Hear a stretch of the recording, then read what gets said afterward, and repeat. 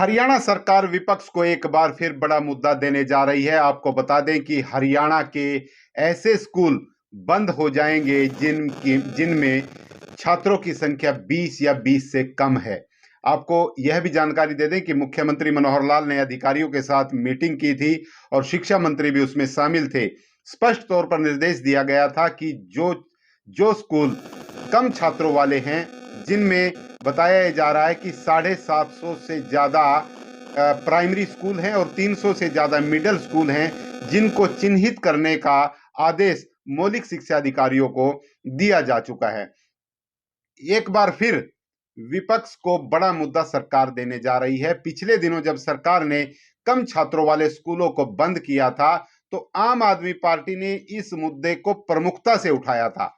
सरकार हालांकि इसे समायोजित करने की बात कर रही है। ऐसे स्कूलों को जिनमें छात्रों की संख्या कम है, उनके छात्रों को नजदीकी जो 1 किलोमीटर के दायरे में दूसरा स्कूल आता है, वहां पर उन छात्रों को भेजा जाएगा। और साथ ही कहा गया है कि उन छात्रों का जो परिवहन का खर्चा है, जो उनके आने जाने का खर्चा है, उस खर्चे को सरकार वहन करेगी। लेकिन वहीं इस मुद्दे को लेकर जो प्राथमिक शिक्षक संघ के पदाधिकारी हैं, उन्होंने भी इसमें बयान दिया है कि सरकार ऐसे स्कूलों को बंद या मर्ज करने के बजाय उन स्कूलों में छात्रों की संख्या बढ़ाने के लिए 1 वर्ष का समय सरकार दे। लेकिन सरकार अपने मुद्दे पर, अपने जो उनका वक्तव्य है उस पर पूरी तरह से अटल है और ऐसे स्कूलों को समायोजित करने का सरकार मन बना चुकी है जिनमें बच्चे कम हैं, 20 या 20 से कम हैं। स्कूलों को लेकर, ऐसे स्कूलों को लेकर सरकार ने जो मौलिक शिक्षा अधिकारी हैं उनको निर्देश दिया गया है कि ऐसे स्कूलों को जल्द से जल्द चिन्हित किया जाए और इन स्कूलों को दूसरे स्कूलों में समायोजित किया जाए।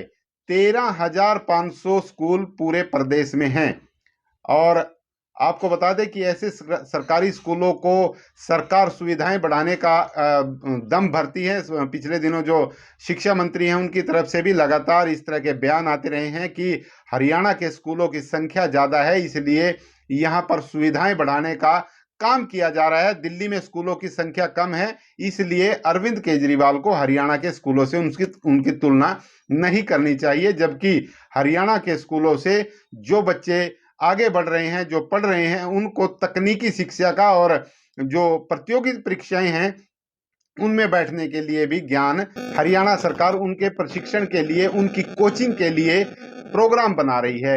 इसके बाद हरियाणा सरकार जिस तरह से पिछले दिनों, आपको मैंने पहले भी बताया कि जिस तरह पहले समायोजित करने की बात चल रही थी, स्कूलों को दूसरे स्कूलों में उन छात्रों को भेजा जा रहा था, तो जिस तरह से कांग्रेस पार्टी और आम आदमी पार्टी ने प्रदेश भर में ऐसा आरोप भारतीय जनता पार्टी की सरकार पर लगाया था कि सरकार स्कूलों को बंद कर रही है क्योंकि सरकार स्कूलों को चलाना नहीं चाहती और अध्यापकों की संख्या भी सरकार के पास कम है।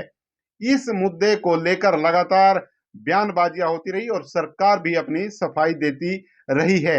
एक बार फिर सरकार विपक्ष के इन आरोपों के मामले में घिर सकती है। विपक्ष जो है सरकार पर एक बार फिर आरोपों की झड़ी लगा सकता है कि सरकार फिर से स्कूलों को बंद कर रही है। लेकिन सरकार कह रही है कि इन स्कूलों को बंद नहीं किया जा रहा है, इनको नजदीक के स्कूलों में बच्चों को समायोजित किया जा रहा है, इन स्कूलों को मर्ज किया जा रहा है। और जैसा कि मैंने पहले भी बताया कि ऐसे 1076 स्कूल हैं जिन पर अब तलवार लटक चुकी है और इन स्कूलों को जो है बंद करने की योजना सरकार बना रही है।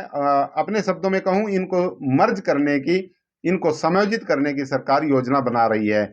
आप सभी साथियों से गुजारिश है इस खबर को ज्यादा से ज्यादा शेयर करते रहें और जो भी कमेंट के माध्यम से हमें बताएं कि इस खबर को लेकर आप क्या सोचते हैं।